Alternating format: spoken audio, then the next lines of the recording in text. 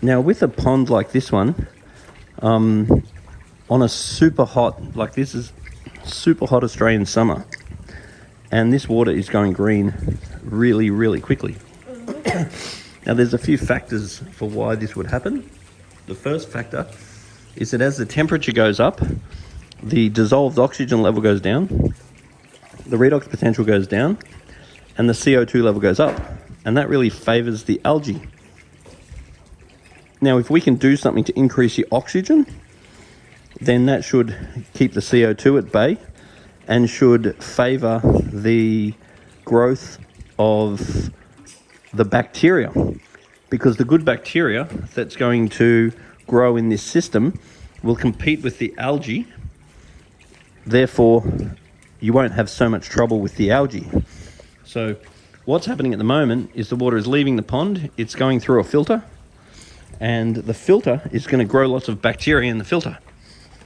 And the filter is going to suck oxygen out of the water and put CO2 in the water, because all the bacteria that grows inside here, which is going to do its job, is going to reduce the oxygen and increase the CO2. Why is this filter so far away?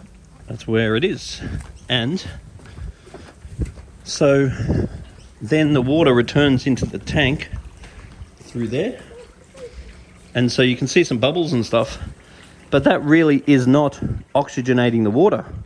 It's really a process of re-oxygenating what the filter itself has taken out.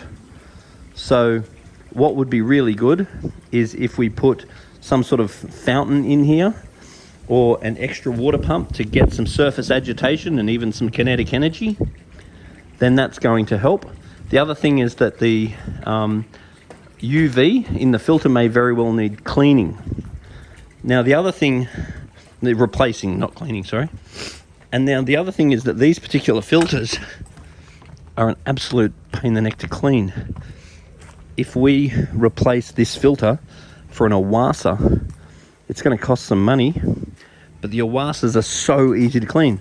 All you do is switch it to backwash and pump on the handle, and it's clean. So you really don't need a service person in order to clean your filter. With this one, you're definitely going to want a service person, because I am a service person, and even I think they're a pain in the ass. So replacing the filter for a better filter, and then just bringing a sample of water down to the shop and get that tested on a, say, quarterly basis, and then you'll have this pond pretty much under control. Now there's 3 things that we need to look at adding to the water when we do water changes. Now you can do a water change through the backwash of the filter, particularly the Awasa, and you can also do a filter change by pumping some water out of the pond. But if you just changed a little bit of water, say once a month, and then we got the water tested once a quarter, then that would find out if that was okay. If there's more fish in the pond, then that means we need more water changes and more filtration, because more fish need more food. So fish keeping is basically 50% about water quality. So we need to test the water, find out what the results are, and it's 50% nutrition. So the food you choose makes a massive impact on the health of the fish. And the 2 foods that I'd be feeding for this pond is number 1, New Life Spectrum's probiotics. And the reason why I want to feed probiotics is the probiotic bacteria in the food, not only is it good for the fish's digestion, but it means that when the fish poo, the bacteria in the poo eats the poo. Then the next thing I'd want to feed is Danichi, and because just sheer fish quality, I find Danichi's just unparalleled. So anyway, I'm about to do a large water change after I test the water, and then I'm going to clean the filter and then refill the pond, and that'll be step 1 in regards to fixing this pond up, and arrange a new UV light, or potentially even a new filter.